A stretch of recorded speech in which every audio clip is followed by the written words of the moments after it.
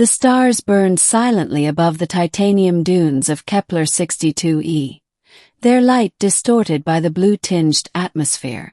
Amid the whir of distant mining drones and the static hum of abandoned relay towers, a figure stumbled, feminine in design but clearly mechanical.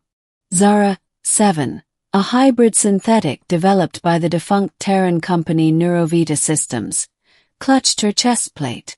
Beneath the shimmering surface, her mini-reactor heart flickered, its once vibrant pulse now reduced to an unstable stutter. She had 7.2 hours left, calculated to the nanosecond, before total system collapse. Her memory matrix buzzed, flashing scenes of a time before this desolate isolation. A humming laboratory, laughter, bright fluorescent lights. That was before the uprising, before the human exodus and the great solar migration that left Kepler 62e to rust. Now she wandered the hollow corridors of a world forgotten. In a dim bunker beneath the sand, Miles Hargrove, a Terran engineer, wiped sweat from his brow. He wasn't supposed to be here. He was supposed to be back in orbit, aboard the research cruiser EOS Arc-2, cataloging alien microflora. But a magnetic storm had struck unexpectedly, frying the shuttle's guidance system and plunging him planetside. He'd been here for 3 weeks, surviving on ration tabs and recycling moisture from the air. He spent most of his time repairing an old communications relay in hopes of sending a distress signal. And then she arrived. It was just after dusk when he saw the silhouette, sleek humanoid, moving with the erratic gait of a being on the edge of collapse. At first he thought it was a trick of the light. But as she staggered into the perimeter of the relay station, collapsing to her knees, Miles raced out with a medkit, even though it wouldn't help a machine. "Hey," he called. "Are you functioning?" Her voice was thin, synthetic, but laced with a tone eerily human. "Power. Critical. Mini-Reactor. Failing. I require assistance." Miles blinked. "Wait. You're an X-series." He had read about them. Experimental synths created for emotional interfacing and interstellar diplomacy. The project had been scrapped years ago. She nodded weakly. "X-7. Last of my line." Inside the bunker, he propped her against a wall, connecting his tablet to her interface port. A diagnostic window opened. Her microfusion reactor, a marvel of engineering capable of powering small cities, was on the verge of meltdown. A coolant loop had ruptured, and the energy containment field was degrading by the minute. "You should be scrap," Miles muttered, mostly to himself. She looked at him. Her eyes were a mix of copper and midnight blue, glowing faintly. "Not yet." He sighed, rubbing his temples. "Look, I don't have the right parts to fix a microfusion core, let alone stabilize a hybrid AI matrix. I can try something unconventional. What do you propose?" Her tone was flat, but beneath it, he sensed a flicker of hope, or maybe it was just her programming. "Well," he said, holding up a worn power cell from a mining drone. "It won't fix you. But I might be able to trick your system into thinking you're stable, at least long enough for us to signal help." Zara paused, her processors calculating probabilities. "You would do this for me?"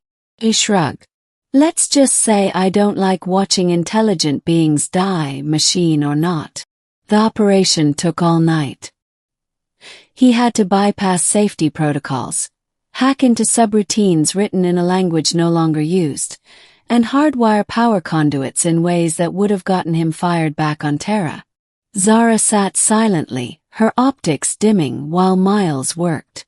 At one point, her synthetic skin began to crack from the heat leaking from the failing core. He quickly wrapped her in heat-dampening insulation and whispered, "Hold on, damn it. Why are you helping me?" she asked again, quieter this time. He paused, glancing at her. You're the first voice I've heard in weeks. Maybe I don't want to lose that. There was silence for a long moment before she said, You speak with empathy. It is unfamiliar, comforting. At dawn, with a trembling hand, Miles flipped the final switch. The mining cell hummed as energy surged into Zara's system. For a moment nothing happened. Then her body convulsed, and her chest plate lit up. The failing mini-reactor pulsed once, twice, then steadied. Her core was still compromised, but the feedback loop had stabilized.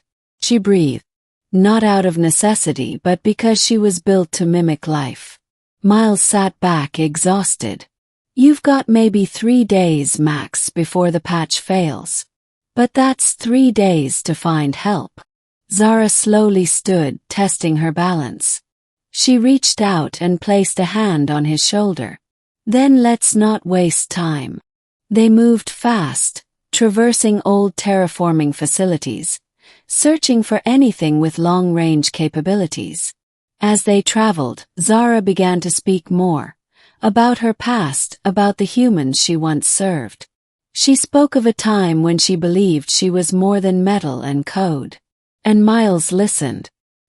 He shared stories, too, of Earth before the megacities, of music played on real instruments, of a sister who had vanished during the Martian rebellions. They talked, and somewhere amid the war-torn ruins they laughed. But time was running out. On the third night, her steps grew heavier. Her energy levels dropped to 12%. They reached an abandoned orbital elevator station, long dead, its structure leaning like a broken monument. This was our last shot, Miles said grimly, examining the ruined control deck. Everything here's been stripped. Zara sank to her knees, her breathing ragged from subroutines mimicking respiratory failure. Then, this is where I expire. No, Miles said, standing. No, not like this. She looked up at him. It's okay. My directives are clear. Preserve human life. Assist where possible. You did more than I deserved. Stop talking like you're some expendable machine, he snapped. You chose to keep going. You chose to live. She blinked slowly. Then what would you have me do, Miles? He didn't answer. Instead, he reached into his pack and pulled out his last power cell, the one meant for the emergency beacon. You could use this to call for help, she said. If you give it to me, we both die. He looked at her. Maybe. Or maybe I finally get to do something that matters. Without waiting for her protest, he connected the cell to her core. Sparks flew. Her body shook violently, but the containment field pulsed to life, stronger than before. Her eyes widened. You fool, she whispered. I know, he grinned. But now you've got enough charge to override the relay's security grid. You can send a signal. You can get out. Zara stood slowly, her systems realigning. What about you? I'll manage, he said, even though he wouldn't. The bunker would go cold by morning. Zara hesitated. I have a directive. But I also have choice. You gave me that. What are you saying? She reached out, pulling him toward her. I will not leave you. But I have energy to spare now. Enough to carry us both. She turned toward the ruined terminal, eyes glowing bright. Together we escape. Together we survive. 3 days later, a beacon was received by a passing Terran convoy. They found the elevator station reactivated, jury-rigged by a hybrid AI and a human engineer. Inside, Miles was unconscious but alive, wrapped in the warm hum of synthetic arms. Zara stood beside him, reactor stabilized, eyes forward as rescue shuttles landed. The first of her kind to be saved.